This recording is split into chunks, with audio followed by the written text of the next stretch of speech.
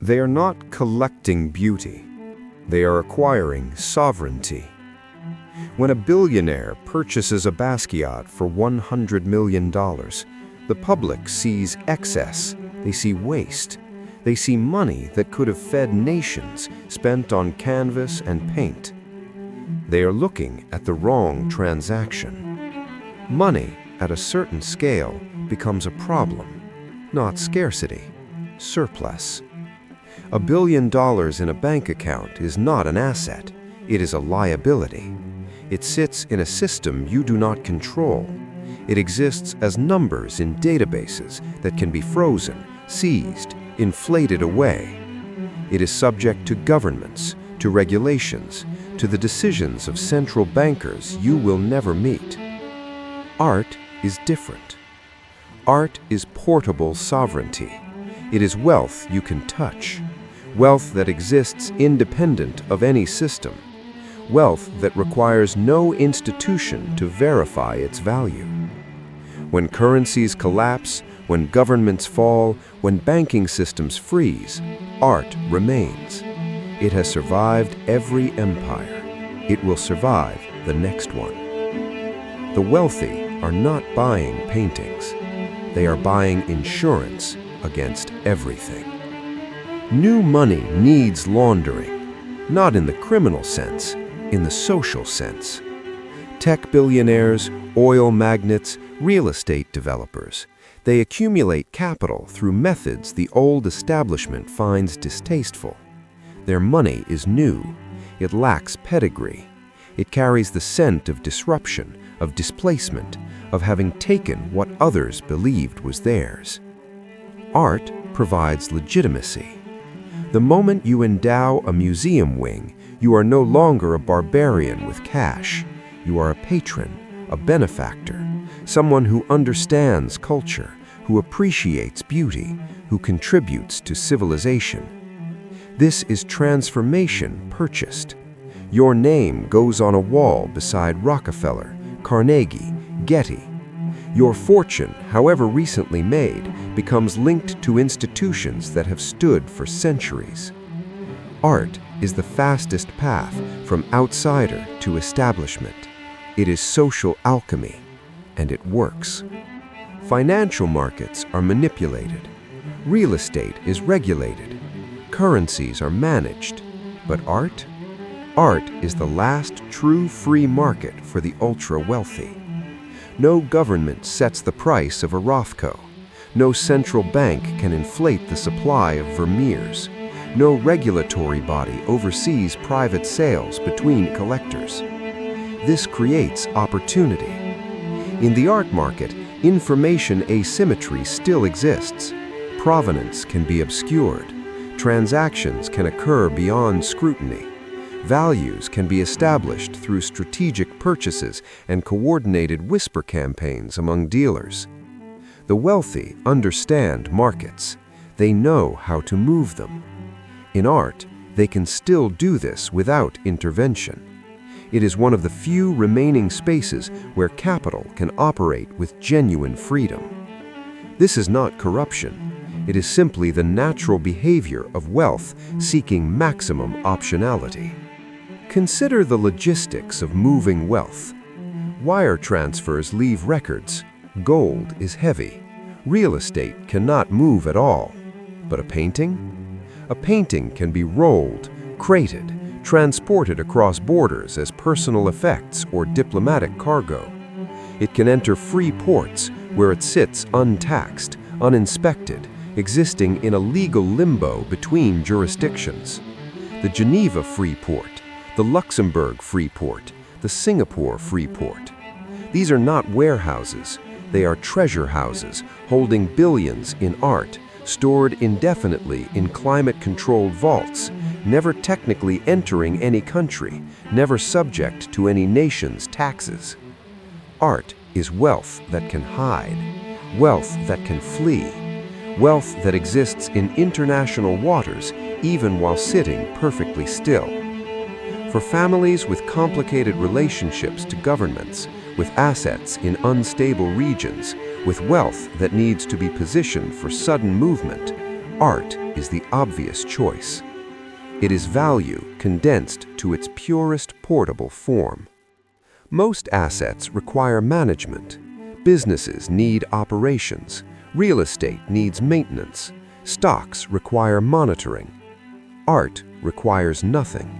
It sits, it waits, it appreciates.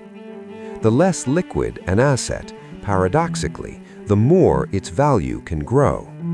Art cannot be panic-sold. There is no ticker symbol to check obsessively, no quarterly earnings to worry about. This creates patience, and patience in investing is alpha. The wealthy can afford to hold for decades. They can wait for the market to come to them. They can let time do the work of appreciation while they focus on more active investments. Meanwhile, scarcity does its mathematics. Great artists stop producing. They die. The supply becomes fixed. Demand among the ultra-wealthy continues growing with geometric inevitability. Buy right, hold long, and art becomes one of the safest investments in the world. Art is not sold at stores. It is not available on exchanges. You cannot simply decide to buy a museum-quality piece and expect to find one. The best art exists in a parallel economy.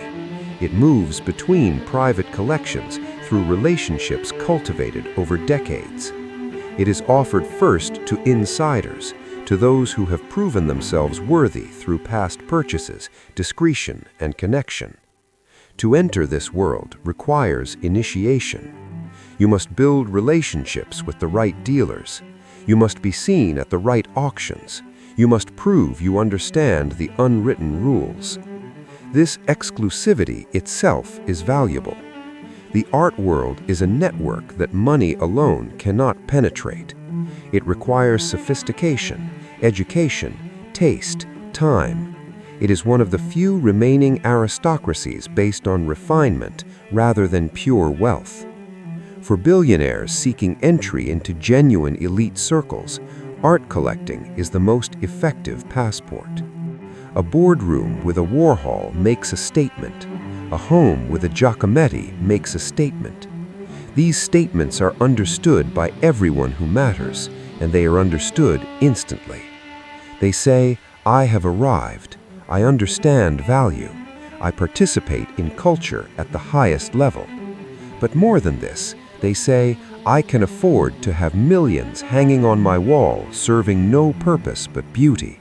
I have resources so abundant that I can invest them in objects that generate nothing, produce nothing, do nothing, but exist. This is a display of surplus unlike any other. Not the surplus of someone trying to impress, but the surplus of someone who has transcended utility entirely. Art is proof of having won capitalism so completely that you can now ignore it. Legacy is the final concern of the ultra-wealthy. After a certain point, accumulation serves no personal purpose. You cannot spend it all. Your children's children cannot spend it all. What remains is the question of memory. How will you be remembered? What will persist after you? Art is the answer the wealthy have always chosen. Endow a museum. Establish a foundation. Attach your name to a collection that will outlive you. Ensure that centuries from now, someone will speak your name in the same breath as Medici, as Guggenheim, as Frick. This is not vanity. It is the rational response to mortality. If you have the resources to literally purchase immortality, why would you not? Every great fortune eventually dissipates. Companies fail, empires crumble, but the art remains, and with it, the name of the collector.